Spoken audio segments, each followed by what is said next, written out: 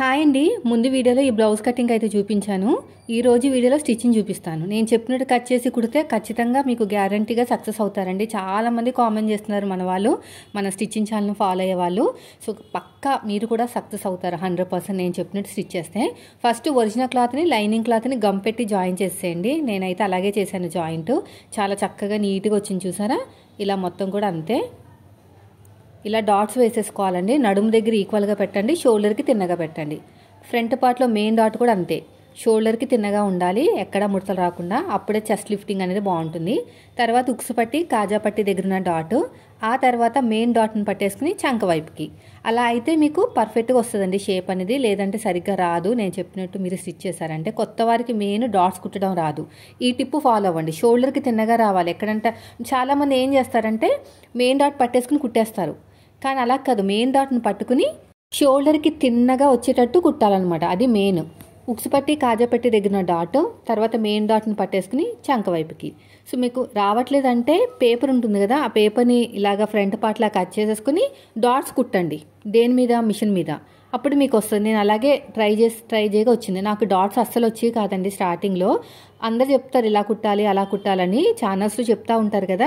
So అదంతా కూడా వినడానికి బాగుంటుంది. మన ఎక్స్పీరియన్స్కి అంటే మనం కుట్టేసరికి వచ్చేసరికి అన్నీ ఏదో ఒకటి ప్రాబ్లమ్స్ వచ్చాయి. ఇంక ఇలా కాదని చెప్పేసి 1 kg పేపర్స్ తెచ్చేసుకున్నానండి. ఫ్రంట్ పార్ట్లో ఒకటి పేపర్ కటింగ్ అయితే చేసుకున్నాను అనమాట. అంటే ఒక క్లాత్ మీద కట్ చేసుకుని సేమ్ అదే క్లాత్లో ఒక 5-6 పేపర్స్ కట్ చేసుకుని ఫ్రంట్ పార్ట్ కుడతానే ఉండేదాన్ని వచ్చేదాకా. అలా కుట్టగా అప్పుడు నాకు అలవాటైంది. అదే మీకు అంతలాగా అలవాటు అవ్వాలంటే కనీసం ఒక 30-20 బ్లౌజులైనా కుట్టాలి. అన్ని బ్లౌజులు కుట్టాలంటే ఎవరొకరు ఇవ్వాలి కదా. ప్రతి బ్లౌజ్ అలా పాడైపోతే ఎవరు ఇవ్వరు కదా. అందుకని చెప్పేసి నేను పేపర్స్ తీసుకున్నాను. క్లాతులు కూడా తీసుకోలేదండి. ఆ క్లాతులు కూడా నా దగ్గర అంత ఉండేవి కాదు.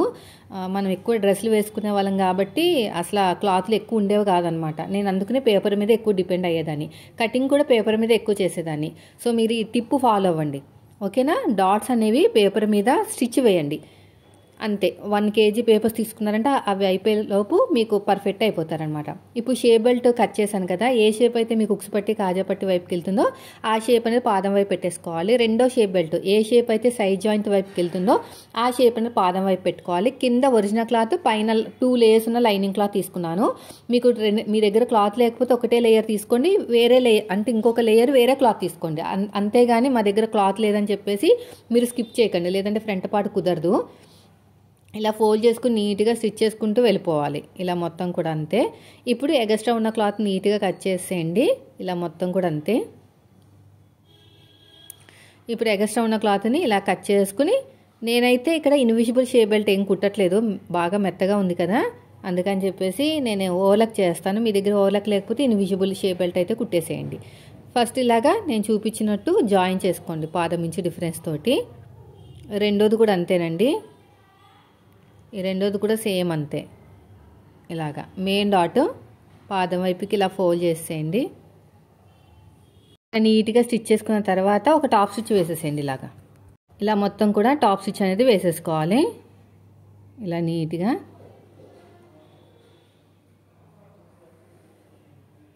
మళ్ళీ ఇంకొకటి కూడా అంతే.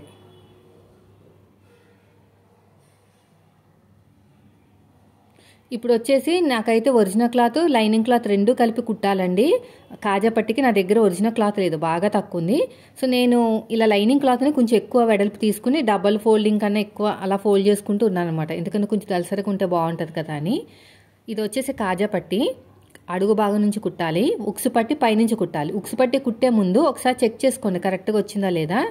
సో కరెక్ట్గా వస్తేనే మనం మళ్ళీ కుట్టాలి, లేదంటే ఎక్కడైతే మిస్టేక్ జరిగిందో అక్కడ కవర్ చేయాలి. మొత్తం బ్లౌజ్ అంతా కుట్టిన తర్వాత ఫ్రంట్ పార్ట్ అంతా కుట్టిన తర్వాత చూస్తానంటే మాత్రం మొత్తం అంతా ఇప్పాల్సి వస్తుంది. ఇప్పుడు ఇలా పైనుంచి కుట్టేసేయండి. ఉక్సు పట్టి పైనుంచి కుట్టాలి. డాట్ వచ్చిన చోట చిన్న ఫ్రిల్లు పెట్టేసుకోండి. ఇలాగా ఎగస్ట్రా ఉన్న క్లాత్ని కట్ చేసేయండి. ఇలా ఓపెన్ చేసేసుకుని ఒక టాప్ స్టిచ్ వేసేసుకోండి ఇలా లోపలికి. తర్వాత ఇదంతా కూడా డబుల్ ఫోల్డింగ్ చేసేయండి. ఇది మొత్తం డబుల్ ఫోల్డింగ్. ఇలాగా ఇటు సైడ్ కూడా అంతేనండి.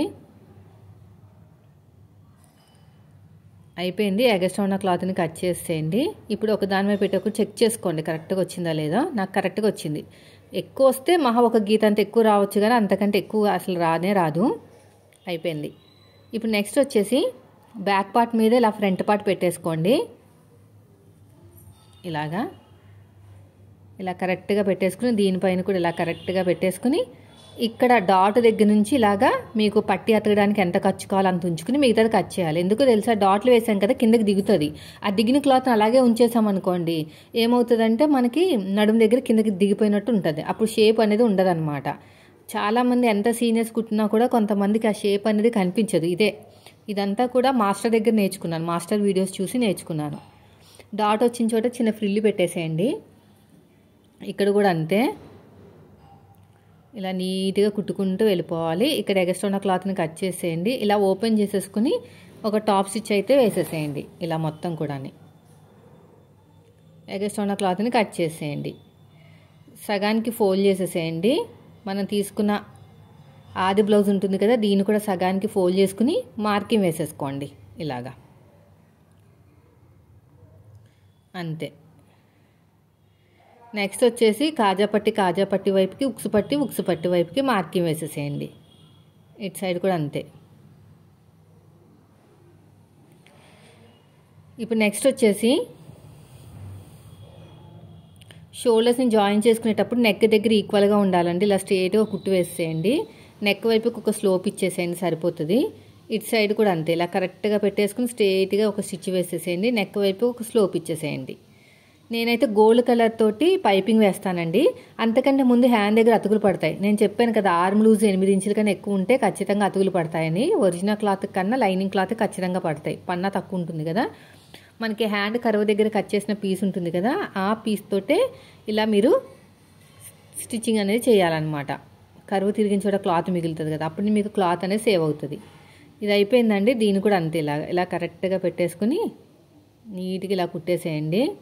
ఎగస్ట్రా ఉన్న క్లాత్ని కూడా కట్ చేసేయండి. ఇటు సైడ్ కూడా అంతే, ఇలా మొత్తం కూడా అంతే. ఇప్పుడు నెక్స్ట్ వచ్చేసి ఇదిగో నా దగ్గర ఇంతే ఉంది హ్యాండ్. మనకి అతుకులు పైన కూడా పడతాయి, అంటే సైడ్కి కూడా పడతాయి. ఇప్పుడు ఉల్టా సీదా చెక్ చేసుకోండి హ్యాండ్కి, లేదంటే మనం మళ్ళీ ఇప్పాల్సి వస్తుంది. సో ఇది సీదా అనిపించింది నాకు. దీనిపైన పెట్టేసుకుని ఇలా నీట్గా కుట్టుకుంటూ వెళ్ళిపోవాలి. ఇలా మొత్తం కూడా అంతే చక్కగా. ఇలా ఓపెన్ చేసుకుని లైనింగ్ మీద కుట్టు పడేటట్టు స్టిచ్ వేసుకోండి. లైనింగ్ మీద కుట్టు పడాలి. మళ్ళీ ఇలా క్లోజ్ చేసుకుని ఇంకొక స్టిచ్ వేసేసేయండి ఇలాగా. నేను స్టిచ్ వేస్తే నాకు కుట్టు కనిపిస్తుందని వేయలేదు, ఐరన్ చేస్తున్నాను. ఐరన్ చేస్తే కనిపించదు అనమాట, అందుకని కుట్టు వేయట్లేదు. లేదంటే ఎల్లో కలర్ క్లాత్, అది ఎల్లో కలర్ థ్రెడ్తో అయినా కుట్టు వేయచ్చు. ఇలా మొత్తం కుట్టిన తర్వాత ఇక్కడ కరువు తిరిగిన చోట క్లాత్ అనేది మిగిలింది కదా, దీన్ని సైడ్కి అతకాలన్నమాట. అప్పుడు మనకి క్లాత్ అనేది బాగా సేవ్ అవుతుంది, ఎంత పెద్ద బ్లౌజ్ అయినా సరే. ఇలా మొత్తం కూడా ఇలా ఓపెన్ చేసేసుకుని ఒక టాప్ స్టిచ్ వేసేసుకోండి. అయిపోయిందండి. ఇక్కడ కూడా ఏమైనా కావాలంటే కుట్టు వేసేసుకోండి, జరగకుండా ఉంటుంది. ఇలా మొత్తం నీట్గా. ఇటు సైడ్ కూడా అంతే, ఇలా కరెక్ట్గా పెట్టేసుకుని ఇలా. ఇక్కడ నాకు కొంచెం క్లాత్ ఇలా మిగిలింది, ఈ క్లాత్తో వేస్తాను. ఎందుకంటే కొన్నిసార్లు సరిపోదన్నమాట ఆ కరువు తిరిగిన దగ్గర క్లాత్ అనేది. స్టార్టింగ్లో ఫోల్డింగ్ చేసేసేయండి, ఎందుకంటే హ్యాండ్ లూజ్ దగ్గర తిప్పేసాం కదా, మళ్ళీ ఇది అలాగే వదిలేస్తే పోగులు బయటకు వస్తాయి అన్నమాట. ఇప్పుడు ఇలా చక్కగా ఫోల్డ్ చేసేసుకోండి.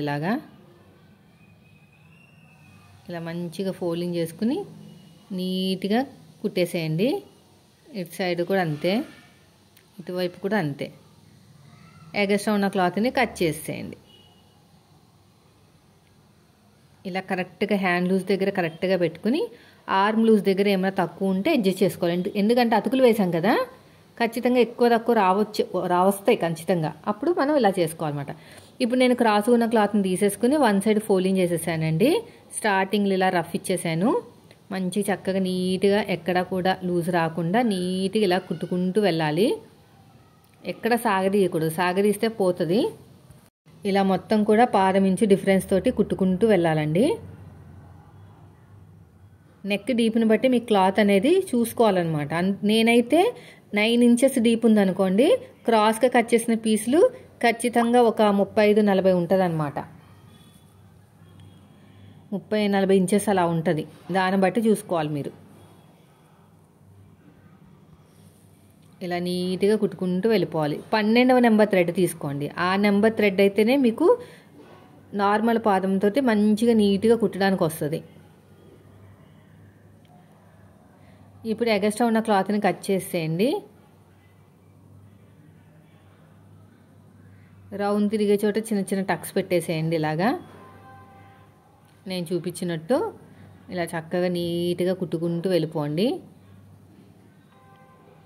ఈ సైడ్ కూడా అంతే. ఇప్పుడు 12వ నెంబర్ థ్రెడ్ తీసేసుకుని ఇలా లోపలికి ఫోల్డ్ చేసేయండి. రఫ్ ఇచ్చేసేయండి. రఫ్ ఇచ్చేసుకుని నీట్గా కుట్టుకుంటూ వెళ్ళిపోవాలి. ఇలా మొత్తం కూడా నీట్గా స్టిచ్చింగ్ చేసుకుంటూ వెళ్ళిపోవాలి.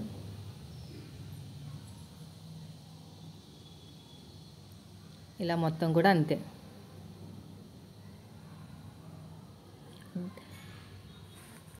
థ్రెడ్ పక్కనే కుట్టు పడాలండి. మళ్ళీ వేరే చోట పడిందంటే ఫినిషింగ్ రాదనమాట. అలా థ్రెడ్ పక్కనే కుట్టు పడాలంటే ఖచ్చితంగా మీకు 12వ నెంబర్ థ్రెడ్ మాత్రమే ఉండాలి.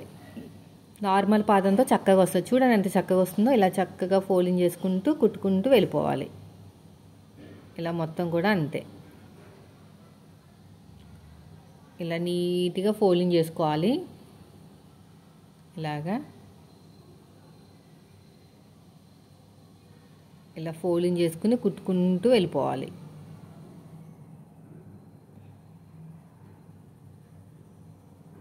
ఇలా మొత్తం కూడా అంతే. ఇలాగా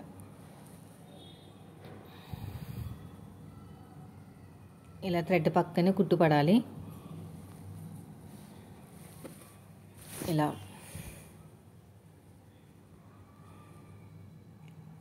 ఇలా మొత్తం కూడా అంతే.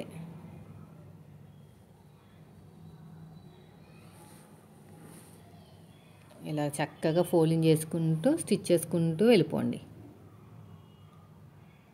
వీడియో నచ్చితే మాత్రం లైక్ చేయండి. ఇలాగా చూసారు కదా, అలా అన్నమాట. ఇక్కడ ఎగస్ట్రా ఉన్న థ్రెడ్ను కూడా కట్ చేసి ఇలా ఎగస్ట్రా ఉన్న కూడా థ్రెడ్ని కట్ చేసుకుని ఇలా లోపలికి ఇలా ఫోల్డ్ చేసేయండి. సరిపోతుంది. రఫ్ ఇచ్చేసేయండి. అయిపోయిందండి. ఇంకా హెమ్మింగ్తో పని లేకుండా ఇలా కుట్టు వేసేసుకుంటే బాగుంటుంది. లేదక్క మాకు కుట్టు బయట కనిపించకూడదంటే హెమ్మింగ్ చేసుకోండి. ఇలాగా ఇలా మొత్తం కూడా అంతే. ఇలా నీట్గా ఫోల్డ్ చేసేసుకుని స్టిచ్ వేసేసుకోండి. సరిపోతుంది. అయిపోయిందండి. ఇప్పుడు నెక్స్ట్ వచ్చేసి ఇక్కడ షోల్డర్ దగ్గర కరెక్ట్. నెక్స్ట్ వచ్చేసి హ్యాండ్స్ని జాయిన్ చేసుకోవాలి. మీరు ఏం చేస్తారంటే ముందుగా రెడీ చేసిన హ్యాండ్స్ ఉంటాయి కదా, మిడిల్ వచ్చిన టక్ ఇస్తాం కదా హ్యాండ్కి మిడిల్లో, ఆ టక్ అనేది షోల్డర్ కుట్టు దగ్గర పెట్టుకుని ఫస్ట్ మన వైపు ఒక కుట్టు వేయాలి. ఆ తర్వాత ఆపోజిట్లో కుట్టు వేయాలి. ఆ తర్వాత ఫస్ట్ నుంచి లాస్ట్ వరకు ఇంకొక స్టిచ్ చూపిస్తాను. ఇలా మిడిల్లో పెట్టుకోండి. ఫ్రంట్కి ఫ్రంట్ రావాలి, బ్యాక్కి బ్యాక్ రావాలి. పాదం నుంచి ఖచ్చితంగా ఉండాలి, లేదంటే పీలికిపోతుంది. ఇలాగా ఇలా ఉల్టా తిప్పేసుకుని ఇంకొక స్టిచ్ చూడండి. ఇలా మొత్తం కూడా అంతే. తర్వాత ఇంకొక స్టిచ్ అయితే వేసేసుకోండి. నెక్స్ట్ వచ్చేసి ఇంకొకటి కూడా అంతేనండి. ఇలా కరెక్ట్గా పెట్టేసుకుని మిడిల్ ఇలా పెట్టేసుకుని ఫస్ట్ వచ్చేసి మన వైపు ఒక స్టిచ్ వేసేసేయండి. ఇలాగా మళ్ళీ ఉల్టా తిప్పేసుకుని ఇంకొక స్టిచ్ అయితే వేసేసేయండి. ఇలా మొత్తము మళ్ళీ ఫస్ట్ నుంచి లాస్ట్ వరకు ఇంకొక స్టిచ్, ఇలా ఫస్ట్ నుంచి లాస్ట్ వరకు ఇంకొక స్టిచ్ అయితే వేసేసేయండి. ఇలాగా అయిపోయిందండి. ఇప్పుడు హ్యాండ్ లూజు, ఆర్మ్ లూజు, నడుము లూజు ఈ మూడింటిని కలుపుకుంటూ వెళ్ళిపోవాలి. ఇలా హ్యాండ్ లూజు ఫస్ట్, తర్వాత వచ్చేసి arm loose, hand loose first ఇక్కడ మార్క్ వేసేసేయండి. తర్వాత ఆర్మ్ లూజు, ఇలాగా ఇలా స్ట్రేట్గా స్టిచ్ చేసుకుంటూ వెళ్ళిపోయి మళ్ళీ ఇలా ఉల్టా తిప్పేసుకుని ఇంకొక స్టిచ్,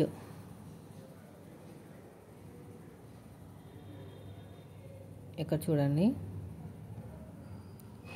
ఇలా రఫ్, తర్వాత ఇంకొక స్టిచ్,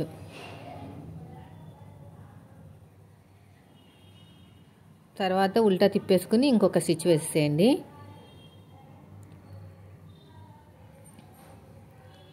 ఎగస్ట్రా ఉన్న క్లాత్ని కట్ చేసేయండి ఇలాగా. అంతేనండి, ఎంత సింపుల్గా అయిపోయింది చూసారా. వీడియో నచ్చితే లైక్ చేయండి. నేను చెప్పినట్టు మీరు కట్ చేసి కుట్టారంటే మాత్రం పర్ఫెక్ట్గా వస్తుంది. రెండో సైడ్ కూడా అంతే, సేమ్ ఇదే కొలతలతోటి first hand loose, arm loose, నడుము లూజు ఈ మూడింటిని కలుపుకుంటూ వెళ్ళిపోండి. ఇలాగే హ్యాండ్ లూజు ఫస్ట్, తర్వాత వచ్చేసి ఆర్మ్ లూజు,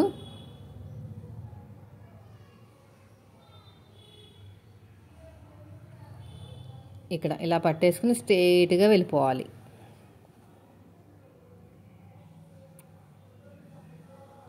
ఇలాగా ఇప్పుడు ఎడ్జ్కి ఒక కుట్టు వేసేసేయండి ఇలా 3 స్టిచ్చెస్ వేసుకున్న తర్వాత ఈ కార్నర్కి. సో చూసారు కదండి. సో మీరు కూడా ఇదే మెథడ్లో కట్ చేసి కుట్టుకోండి. వీడియో నచ్చితే లైక్ చేయండి. Thank you.